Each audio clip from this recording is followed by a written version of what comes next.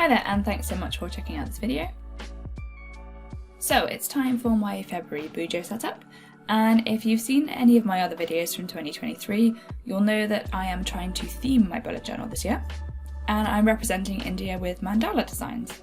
Mandala does appear in lots of different cultures, but this type of design I'm recreating is probably most associated with India.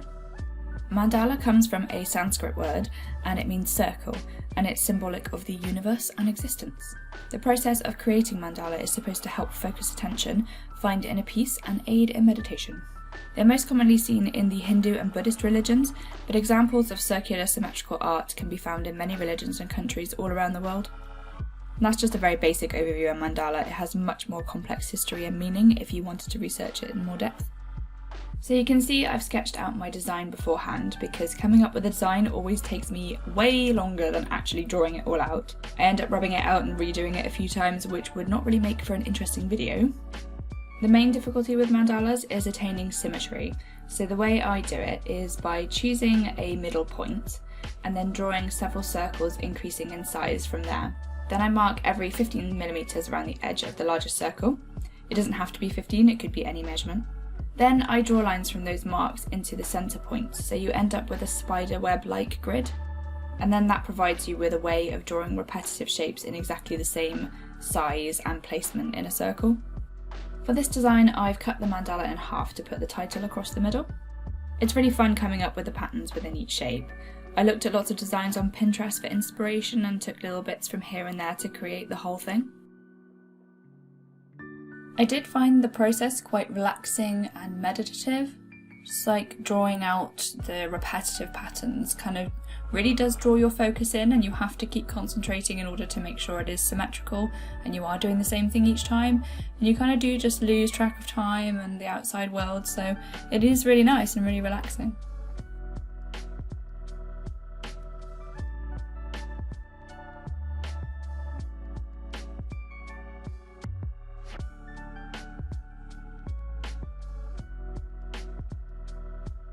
I really like how the design turned out, but I didn't want this month to just be black and white, and in the spirit of representing India, I felt like there should definitely be some colour in there. So I decided on 4 colours, but in quite a muted tone, that I just wanted a very light wash of so that it didn't interfere too much with the patterns. I'm using my Mungyo watercolour set, and I mixed a light pink, an orangey brown, a green and a blue, and I just added a dab of brown to each one to just desaturate it a little bit and make them more earthy tones.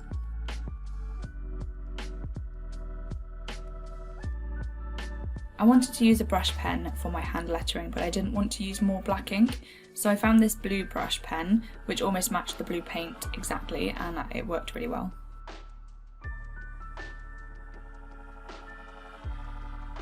For my calendar page, I drew out a nice big grid. I personally like to write in my events and things to remember on each day, as well as in my weeklies. And that probably seems really repetitive, but I don't know, I just like to be able to see the whole month in one go and then pinpoint the things that are going on in that month. And having a calendar with big squares is obviously what makes that easier, so that's kind of my preference. I do smaller squares sometimes, and usually it does annoy me that I can't fit stuff in it, but it's usually a design choice to fit in with something or other, so yeah, I don't really mind, but yeah, I prefer larger squares usually.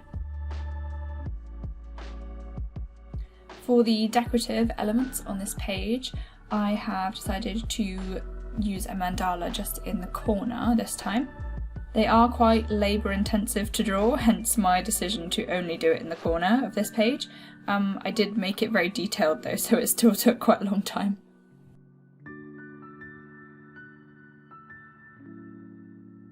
I added colour to this one too, but unfortunately I made the paint very watery and it bled through to the previous page, which I was really gutted about. I did consider redoing the front page again and then sticking it over the top, but it did take so long and I just couldn't face doing it all again. It's not too bad really, it's just a little bit annoying.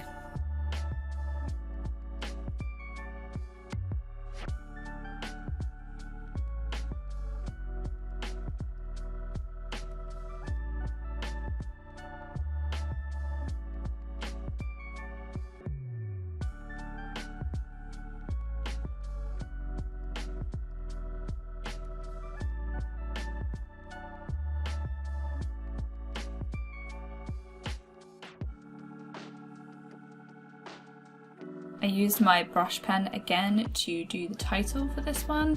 It's always annoying when you have to draw over the crease of the page because it never goes neatly, but sometimes you just can't help it. So did my best, but yeah, it turned out a little bit wonky.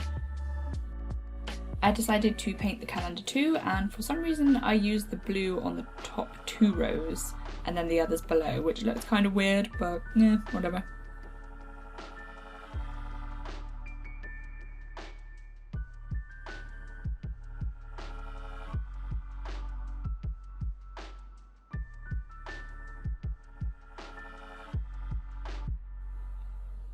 I added a very basic to-do list to the right side of the calendar, and to speed up the decoration of the rest of the setup, I got these circular stamps with intricate patterns that look kind of like mandalas. I decided I would paint these too, and I used a Versamark ink pad so that it's permanent and wouldn't run when I added watercolour over the top. I'm not sure I really love how these mini ones look. With the colours added, they kind of look like polka dots rather than really intricate designs, but hey ho.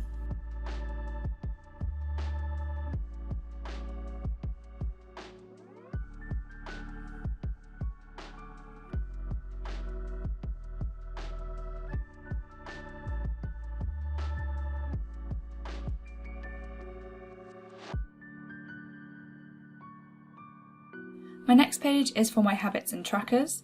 I'm doing my usual plant watering tracker to help me remember when I last watered each plant. I've got all the plant names down the left side, and then I just put a mark under the date I water each one. It's really helpful because different plants require watering at different frequencies and different amounts and stuff like that, and it definitely changes with the seasons. So in the winter they need a lot less than in the summer, and I quite often get caught out when the seasons change. I usually tend to keep watering them too much as it starts to get colder and they don't need as much water, and yeah, I've managed to keep quite a few of them alive for a while now, but I have definitely killed a few through accidental over and under watering. Below my plant watering tracker, I've got my yoga tracker, and I fill that in like a bar graph with how many minutes of yoga I do on which day. And I kind of feel like that helps me do more, because even if I can only maybe fit in 10 minutes in a day, I can still check that off, and then looking over the week, I can add all of that up and say, actually, I have done a decent amount of yoga this week. Because it can be all too easy when you think you don't have very much time to just not bother to do anything at all.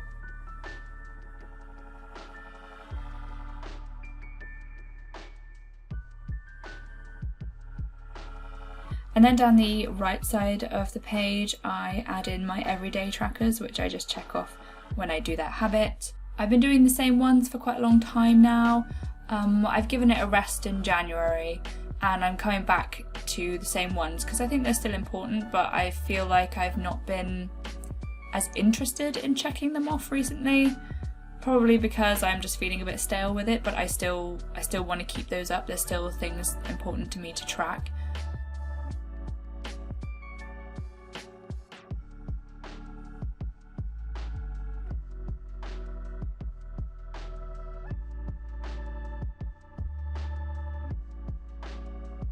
The next spread is a very quick and simple one, a page for gratitude, which I try to fill out each day, and then also a page for memories, which I will add stuff to whenever I feel like it. Again, I just use the brush pen for the titles, and then the stamps to decorate around the edges.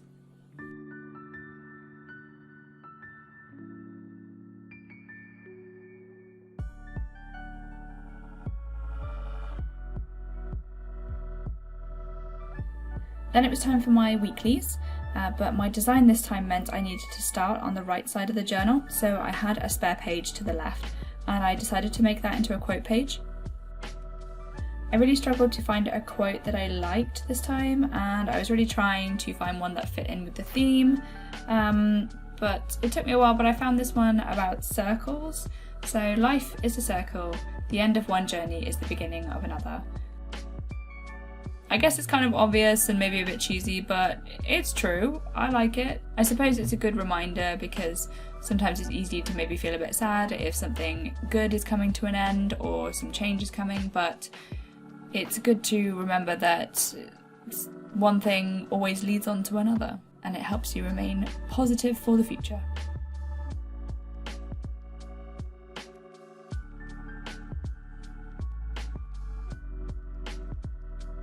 I've never been to India myself. I think it looks like a really amazing country and it would be so cool to visit. I know it's probably very basic of me to think this, but I really would love to see the Taj Mahal. I think it looks absolutely beautiful. There's just so much amazing architecture over there that I would really love to explore. There are probably so many other places that would be amazing to visit that I don't know about. So if you've ever been to India, or if you're from India and you have any really cool places that people should visit, then put it in the comments below. I'd love to check that out.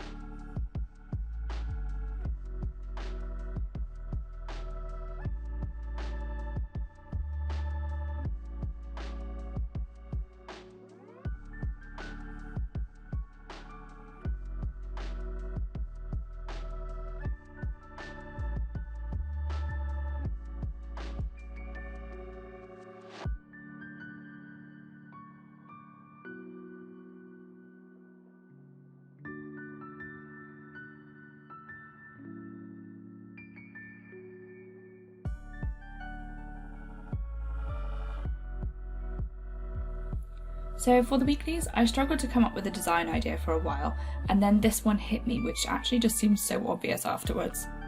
I'm doing Dutch doors with 3 squares on each side for the days of the week, and I'm doing 1 box for the weekend rather than a separate Saturday and Sunday.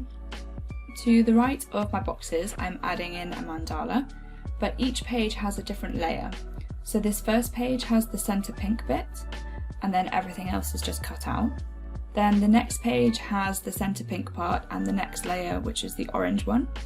And then the page after that has the 3 layers, and then the last page has all 4 layers.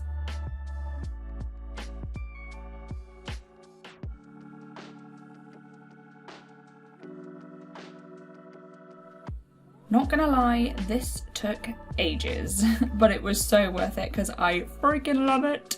It looks so awesome. Because I drew the mandala on each side of the page, I actually ended up drawing 8 in total for this bit, although the ones on the first and second pages were quite small, but yeah, that meant it took quite a long time. On the other side of the pages, I drew the same one, but I decided not to paint it because I really like it in just the black and white as well, so that meant I could have the best of both worlds, have colour on one side and black and white on the other side. And it was also a really happy accident how the mandala tabs fitted perfectly into the quote page as well when you turned over the page. I used the centre of each page as my starting point, so of course it just fits in perfectly, which is really great. And yeah, this is definitely my favourite part of the setup this time. So yeah, I'm really pleased with how this one turned out. I love the mandala designs, they're so pretty. I'm not so sure about the sort of mini ones that ended up looking a bit like polka dots, but I don't mind too much. And yeah, my weekly tabs with the mandala layers on them, I just love that so much. I'm so happy with it. Thanks so much for watching. If you did enjoy the video, please feel free to leave a like and a comment, and consider subscribing if you want to see more arts and crafts and bujos. Thanks so much, bye!